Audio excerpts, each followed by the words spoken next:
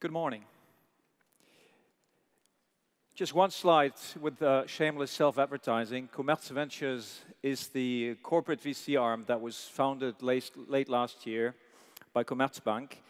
And we invest in early stage and growth stage companies in the financial services and insurance sectors.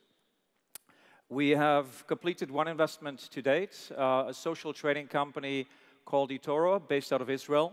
And we will be announcing a second investment shortly. Now, let me back off for a moment and talk about fintech. Clearly, fintech is all over the headlines. We've seen a lot of financing going on, a lot of new companies being started. And let me show you some examples of financing events over the past 24 months that made the headlines. Firstly, there's Lending Club, a US-based alternative lender which IPO'd recently, raising $870 million at a $9 billion valuation. Wealthfront is a provider of automated investment advice to consumers. It's called a robo-advisor. That company raised $64 million at a $700 million valuation. The next example is a bit closer to Berlin. Transferwise is a provider of cross-border money transfer services. It was founded in London in the UK, and it just completed a round raising $58 million at a $1 billion valuation. Now, I remember Transferwise being a seed camp winner only 4 years ago. So that's quite a remarkable story by any standard, going from 0 to $1 billion in valuation. And even closer to home, we have Creditech, who will be speaking shortly here. Creditech raised $40 million in equity and about $200 million in debt to finance its loan book for its alternative lending service, which mainly operates across Poland and Spain at the moment. Now, beyond this anecdotal evidence, what we're seeing here is actually that the total numbers add up to something pretty substantial. Over the last couple of years, more than $20 billion were invested in fintech companies across the world. Admittedly, a lot of that is US, but Europe is right on the tail of the US. And newer figures actually claim that only in 2014, more than $12 billion were invested in fintech companies. So clearly, fintech is hot and it's accelerating. Now, which begs the question, what's happening with all that money? Some of these companies are being fairly aggressive in the marketplace towards the traditional banks. What you see on this slide here is an advertising campaign run by Transferwise, the money transfer service that I mentioned before, which ran in the UK recently. Now, you can probably read the large print, but the small print reads, "Your bank is overcharging you on your overseas money transfers." I would call that being aggressive. And moving on to Creditech, this is taken straight from Creditech's homepage, and they're citing Bill Gates saying, banking is necessary, banks are not. So, which is why a lot of people try to coin the relationship between fintechs and banks as purely antagonistic. It's life or death between the two. And it also begs the question, this is, of course, Frankfurt here, whether the banks are doomed, whether it's all too late for them. Clearly, the fintech startups are going after the most profitable services first, eroding the business of the banks where they can, and potentially taking a lot of the profit pools with them that the banks rely on to support their high-cost legacy infrastructure.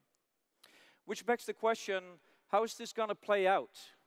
Well, that's something that we, of course, try to understand at Commerz Ventures, and we see two main buckets. The first scenario we would coin as one where the banks basically become provider of commodity service, effectively wholesalers of low value add, high volume services that they provide to fintech startups. Think of basic transactional services, AML services, and so forth. The other bucket is one where the banks work constructively with fintech, and both players leveraging the respective strength in their relationships. And on the following slides, I would like to give you some example of how these partnerships can actually look like. But before I do that, let's have a quick look at the Fintech Market Map. What you see here is, of course, a lot of companies.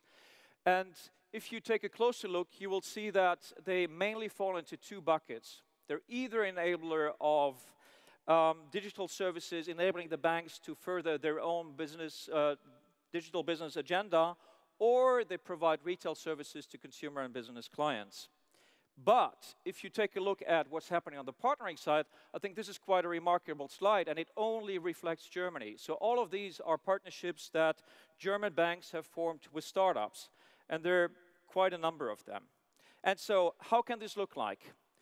In this example, we have two partnerships between startups and banks. The first one is number 26, partnering with Wirecard. Now, Wirecard is an established bank in Munich, mainly a large credit card organization. Number 26, on the other hand, is a Berlin-based provider of a mobile-centric consumer checking account, which, by the way, just raised financing from the founder of PayPal. Now, number 26 is leveraging Wirecard's banking license to get to market more quickly and more cost-effectively. Similarly, Iwoca, which is a provider of very short-term loans, unsecured loans to business clients based in the UK, in Germany partners with Fidor Bank for the very same reasons. Another example is BBVA Compass, a top 25 US commercial bank partnering with OnDeck. Now, OnDeck is in the business of providing small unsecured loans to business clients. BBVA, on the other hand, wants to be in that business, but acknowledges that maybe their processes are not as good, not as efficient as OnDeck ones. So in this case, BBVA leverages a startup's technology to go about their business more effectively.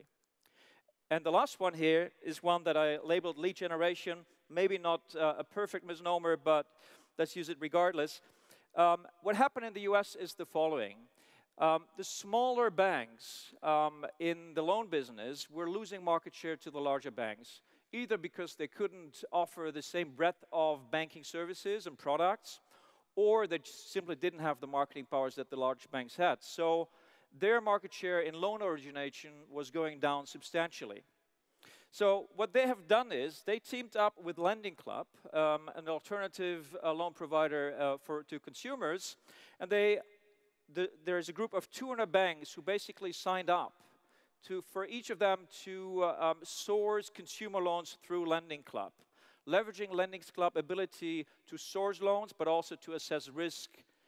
And therefore, they're now in a position to use a startup to build up their own loan books again. Now, I would like you to leave with this scenario. I think that the smart fintechs look to partner with banks where it makes sense, but also it will be the smart banks who understand how to work with startups and who not only perceive them as a threat, who will be successful in this environment. Of course, there will be winners and losers on the part of the banks and the startups, but I think the notion of this being a zero-sum game is just very simplistic. So with those remarks, I'd like to thank you for your attention and wish you a great day at the conference.